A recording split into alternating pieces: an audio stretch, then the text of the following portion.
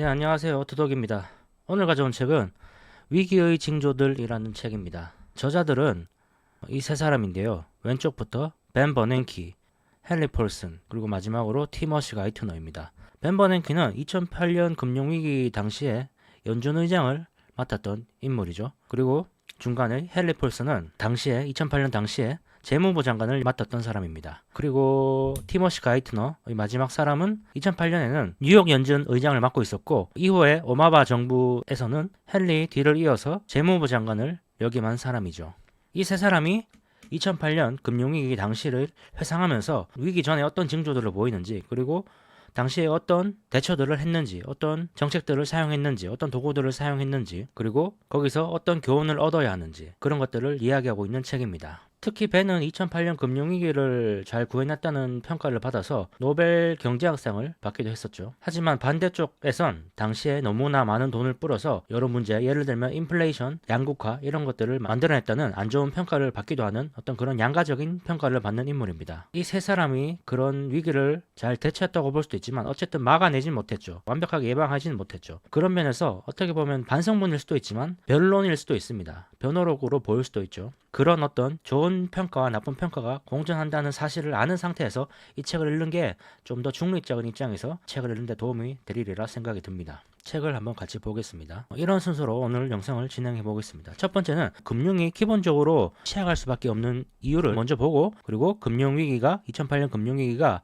터진 이유, 원인들이 많겠지만 대표적인 몇 가지를 보고요. 그리고 세 번째로는 금융위기 당시에 상황이 어떤 식으로 돌아갔는지 타임라인 순서대로, 시간 순서대로 간단하게나마 한번 살펴보겠습니다. 그리고 네 번째로는 금융위기를 막기 위해서 했던 조치들, 그런 정책들로 인해서 발생할 수밖에 없는 문제들, 그런 문제들이 잘 해결되고 있는지, 아직 남아있진 않은지, 그런 것들을 한번 보고요. 마지막으로 책의 제목이죠. 위기의 징조, 위기를 알아낼 수 있는 징조가 어떤 것이 있는지, 그리고 저자들이 말하는 2008년의 교훈, 위기는 어떻게 대처해야 되는지, 그런 내용이겠죠. 그런 순서대로 한번 보겠습니다. 먼저 금융이 취약할 수밖에 없는 이유를 간단하게 보겠습니다. 금융이 취약할 수밖에 없는 이유는 금융의 두 가지 기능이 상충하기 때문입니다. 첫 번째 기능은 바로 돈을 안전하게 보관하는 장소가 바로 은행이죠. 금융이 하는 일입니다. 은행. 그리고 또 다른 기능 하나가 대출입니다. 대출은 비교적 위험한 일이죠. 돈을 믿고 빌려줘야 되는 일이니까요. 은행의 대표적인 기능이 바로 이 두 가지인데, 이 두 가지가 바로 상충한다는 거죠. 예금자들은 안전한 보관을 위해서 예금을 하는데 은행은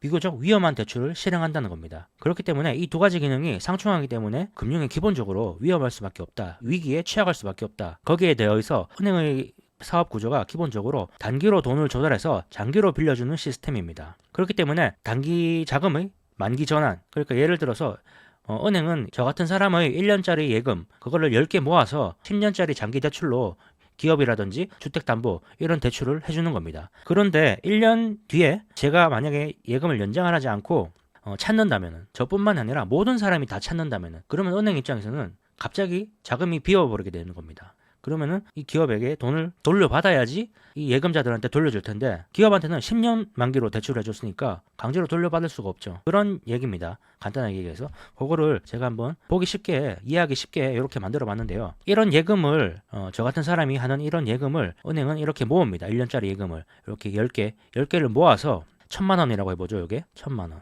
1000만 원짜리를 10개 모아서 1억을 만든 다음에 10년 만기로 대출을 해주는 겁니다. 1년 예금은 이자가 낮고 10년 만기 대출은 이자가 크기 때문에 그 갭을 은행이 먹는 거죠. 단기로 자금을 조달해서 장기로 자금을 대출하는 것은 평소에는 별 문제가 없습니다. 한 번에 이 10사람이 모두 예금을 찾아가지 않기 때문이죠. 한 사람이 예금을 찾아가더라도 만기에 연장을 하지 않더라도 다른 고객을 유치를 할 수도 있고 은행 자본으로 채울 수도 있습니다. 근데 만약 이 10사람이 한 번에 다 예금을 찾아간다면 그때 이제 문제가 생기는 겁니다. 바로 그 과정이 단기 자금의 만기 과정에 취약하다는 바로 이 내용입니다. 평소에는 이런 식으로 1년짜리 예금이 이런 식으로 연장되면은 별 문제가 없겠죠. 근데 위기에는 이런 식으로 연장하는 사람도 있겠지만 연장을 하지 않고 여기서 돈을 찾아가고 돈을 또 찾아가고 이러면은 위험해지겠죠. 내줄 돈이 점점 줄어들겠죠. 게다가 여기에 있는 사람들이 돈을 점점 찾아가기 시작하면은 이 연장한 사람들이 불안해집니다. 저렇게 사람들이 돈을 다 찾아가면은 내 돈을 돌려줄 수 없는 거 아니야? 라고 또 불안해하게 되죠. 그럼 이 사람들도 예금을 해지하고 돈을 찾아가게 되죠. 이게 바로 뱅크런입니다. 요 안에 있는 사람들이 다 돈을 찾아가는 겁니다. 그리고 이 사람들이 돈을 다 돌려줄 수 없을 때 그때 바로 은행은 파산을 하게 되죠. 많은 채권자, 예금자가 은행에 대한 신뢰를 잃어서 동시에 환매하는 상황, 그런 상황이 생길 경우에는 매우 드물지만 발생한다면 문제가 됩니다. 이미 돈을 대출해줘서 채권자에게, 예금자에게 돌려줄 돈이 없기 때문입니다. 그리고 요즘 같은 현대에는 대규모 환매 사태가 바로 마우스 클릭 한 번만으로 발생할 수가 있죠. 얼마 전에 발생했던 실리콘밸리 뱅크런 사태가 그렇게 단기간에 벌어진 이유도 바로 이 스마트폰으로 다 예금자들이 예금을 다 찾아갔기 때문입니다. 은행이 만기 전환 사업을 목적으로 대출을 해주는 한 아무리 신중한 규제 장치라 해도 이런 환매 사태를 완전히 제거하는 것은 불가능하다는 거죠. 그래서 이 저자들은 기본적으로 금융이 위기에 취약할 수밖에 없는 구조를 가지고 있다라고 얘기를 하고 있는 겁니다. 금융기관이 이런 식으로 실패를 한다면 성공을 하기 위해서는 신뢰 하나만 있으면 됩니다. 내 돈이 안전할 거라는 어떤 그런 신뢰만 있다면 사람들이 돈을 찾아가지 않겠죠. 그렇게 되면 은행은 계속 대출해 줄 수 있고 사업을 번창할 수 있는 겁니다. 그래서 이 신뢰가 중요합니다. 은행에서는. 금융에서는. 전통적인 은행들로 보면 화강암으로 외벽에 기둥을 세우고 신뢰감이 드는 외형을 가지고 있죠. 이 전통적인 은행이 이런 외형을 가지고 있는 것도 바로 그 때문입니다. 신뢰가 그만큼 중요했다는 거죠. 다시 말하면 두려움에 너무 쉽게 노출되는 그런 인간의 습성, 그런 본성이 있는 한, 변하지 않는 한 우리 세상에는 금융위기가 계속 반복될 거라는 거죠. 하지만 그 형태는 조금씩 다르게 찾아오겠죠. 기본적으로 이런 구조를 가지고 있어서 위기에 취약하지만은 그 트리거가 되는 것, 그것은 위기마다 다를 거라는 거죠. 그러면 2008년에는 어떤 게 바로 이 트리거, 이 신뢰를 무너뜨리는 트리거로 작동을 했을까요? 단순한 금융위기가 아닌 공황으로 이어진 걸까요?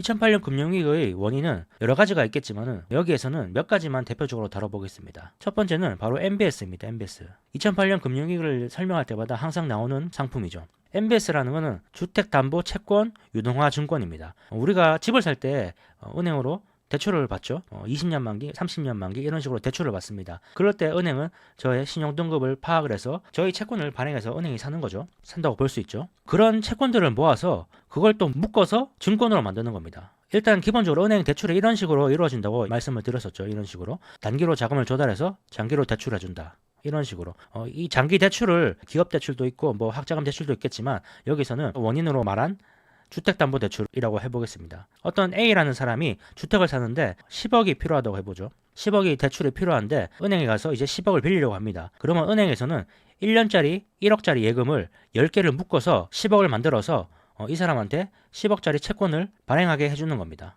A로 하여금. 그러면 이제 이 사람은 10년 만기 주택담보대출을 받게 됩니다. 구조가 이렇게 되겠죠.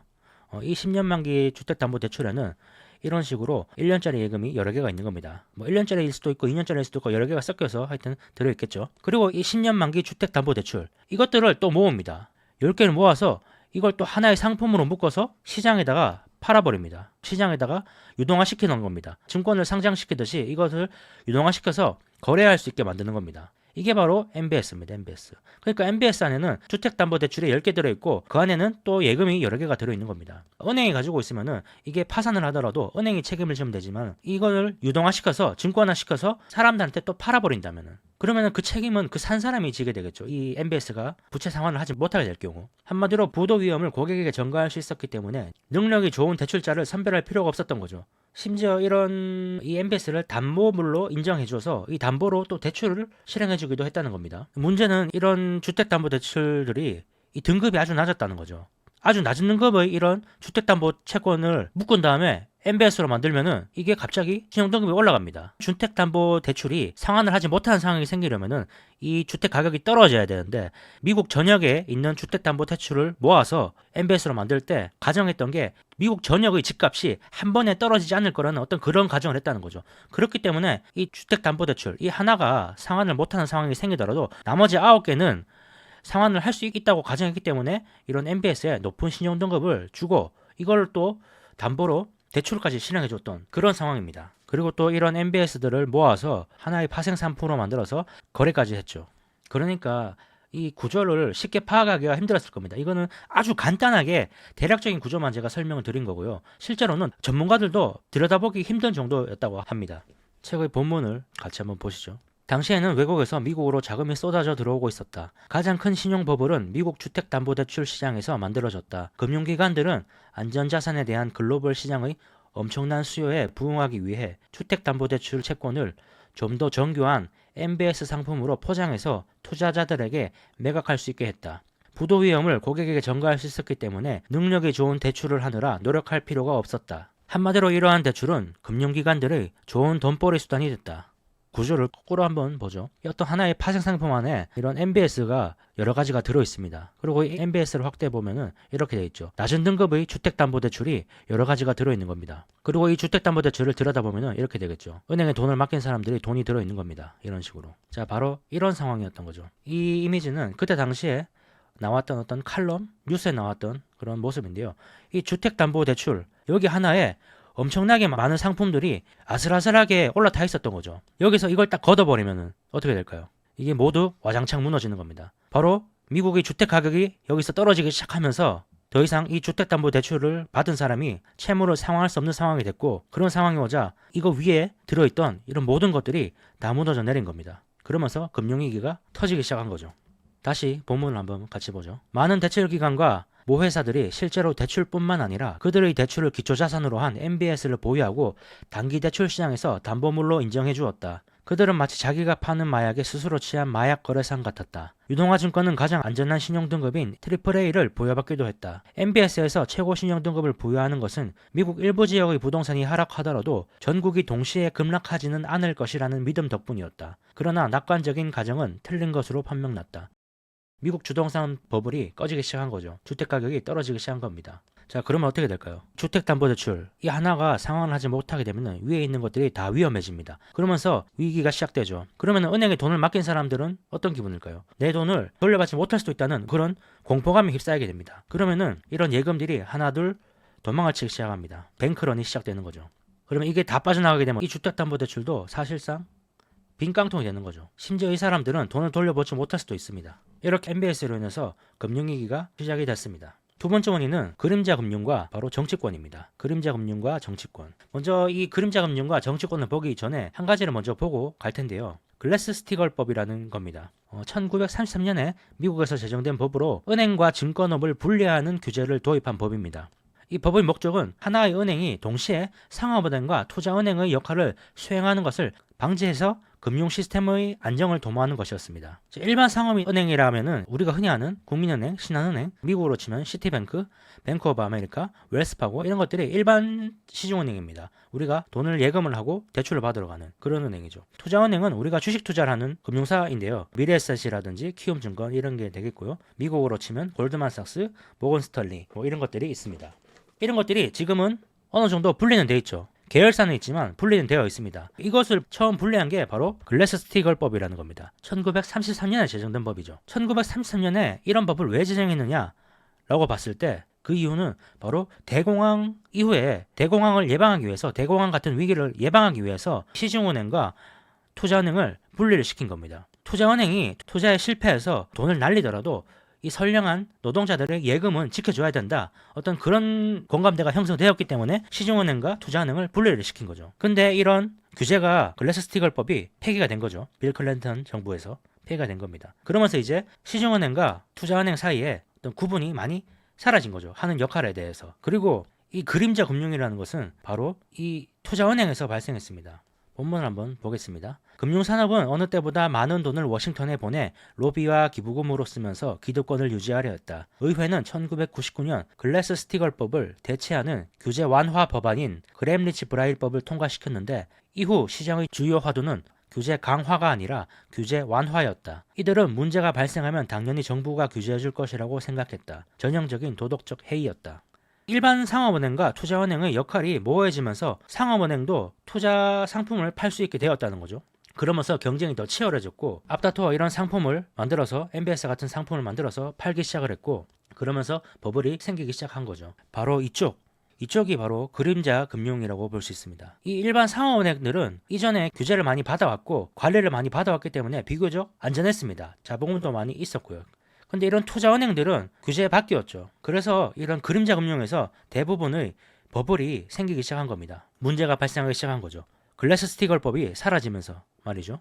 실제로 미국 금융의 레버리지 중 절반 이상이 그림자 금융 또는 비은행권 금융기관, 예를 들면 보험사 같은 것도 될 수 있습니다. 그런 곳에서 창출됐습니다. 규제는 완화했으나 책임, 관리 같은 것들은 정립을 하지 않은 거죠. 정치권들이 이런 노력을 하지 않은 겁니다. 당시에는 경제가 너무 화랑기였고 경제가 호황기일 때 정치는 금융 시스템을 개혁하는데 도움이 되지 않습니다. 그리고 이런 그림자 금융, 비은행권 금융기관들은 워싱턴에다가 의회에다가 계속 로비를 했기 때문에 그런 규제가 만들어지기도 쉽지 않았죠. 게다가 당시에는 부시 대통령 시절이죠. 부시 대통령 그 당시에는 아메리칸 드림이라고 해서 미국인 모두에게 집을 한 채씩 가지게 해주는, 그것이 바로 아메리칸 드림이라는 어떤 그런 슬로건, 그런 공감대가 형성이 되어 있었기 때문에 공화당, 민주당 모두 이런 주택담보대출에 대한 규제를 하는 것에 찬성을 하는 것은 인기를 얻기 어려운 상황이었던 거죠. 책의 본문을 한번 보겠습니다. 2008년 금융위기 당시 가장 취약한 금융기관은 은행이 아니었다. 미국 금융기관의 자본금 규정은 규모가 아니라 범위였다. 가장 무분별한 모기지 투자와 자금 조달 기반을 가지고 있는 금융기관들이 가장 적은 완충 자본을 가지고 있었고 또 그들은 규제를 받지 않았다.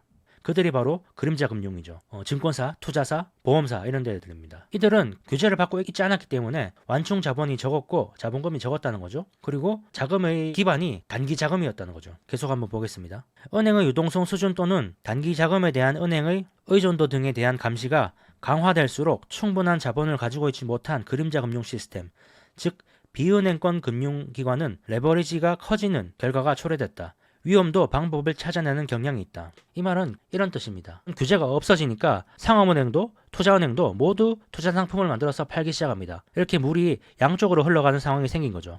이 상업은행은 이전에는 규제를 받고 있었죠. 글래스-스티글법으로. 규제를 받고 있었기 때문에 금융당국이 들여다보기 쉬웠습니다. 어떤 걸 하고 있는지 들여다보기도 쉬웠고 자본금 기준도 까다로워서 자본금도 비교적 많이 가지고 있었죠.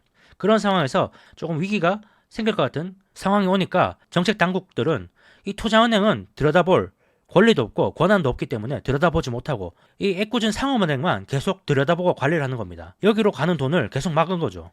이렇게 되면 어떻게 될까요? 이 상업은행 쪽으로 가는 돈을 계속 막으면 돈이 투자은행 쪽으로 다 몰리겠죠. 투자은행 쪽으로. 근데 이 투자은행 쪽은, 그림자 금융 쪽은 말씀드렸다시피 들여다볼 수가 없었죠. 그래서 겉보기에는 위기라고 생각을 못했던 겁니다. 투자은행 쪽, 그림자 금융 쪽에 무슨 일이 벌어지고 있는지 몰랐기 때문이죠. 가장 큰 문제는 이쪽 그림자 금융이었습니다. 그런 거와 비슷할 수 있습니다. 제1금융권의 대출을 제한을 하고 쪼으면은 돈이 필요한 사람들이 제2금융권으로 가죠. 그리고 제2금융권도 쪼으면 사채시장으로 사람들은 몰리게 됩니다. 마치 그런 상황이었던 거죠.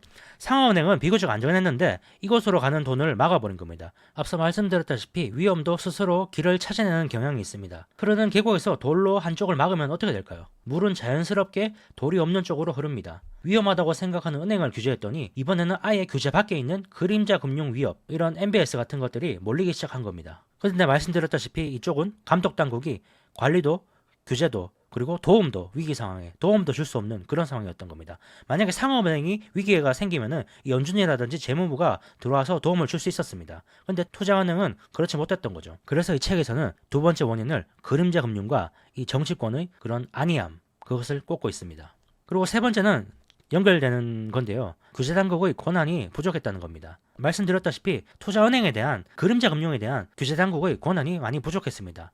책을 본문을 한번 보겠습니다. 2008년 위기가 왜 그렇게 끔찍했는지 설명하는 것은 상대적으로 간단하다.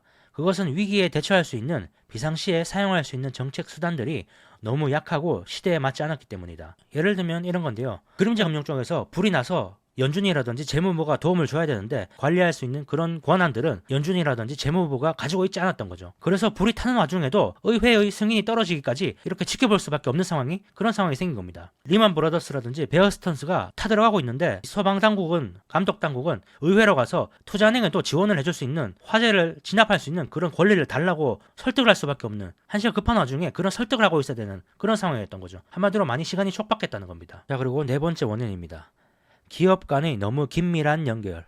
기업 간이 너무 긴밀하게 얽혀 있었다는 건데요. 앞서 말씀드린 바로 이런 과도한 파생상품 같은 것들 때문입니다. 이렇게 복잡한 파생상품들이 여러 가지가 얽혀 있고 A가 B한테 팔고 B가 그 파생상품을 담보로 대출을 받아서 또 투자를 하고 또 그 투자한 상품은 다른 MBS로 만들어진 파생상품이고, 이런 것들이 너무 많이 얽혀 있다 보니까 파악하기가 쉽지 않았던 거죠. 그리고 하나가 무너졌을 때 와르르르 다 무너지는 그런 상황이 생길 수밖에 없었던 상황이라는 겁니다. 여기에 대해서 버핏이 이런 말을 했었는데요.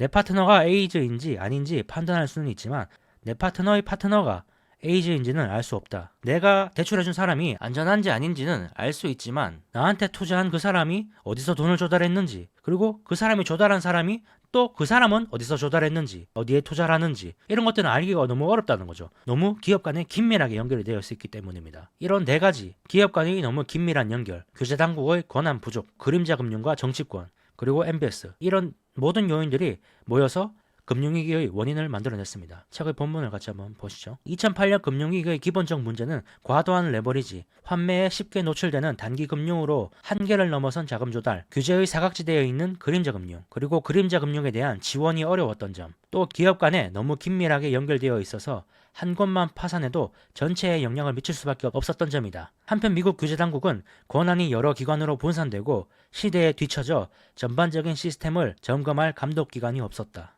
이 문단으로 원인을 아주 쉽게 알 수 있습니다. 자, 그러면 이제 금융위기가 어떤 순서로 진행되었는지 간단하게 한번 보시죠. 첫 번째 사건은 바로 베어 스턴스의 파산이었습니다.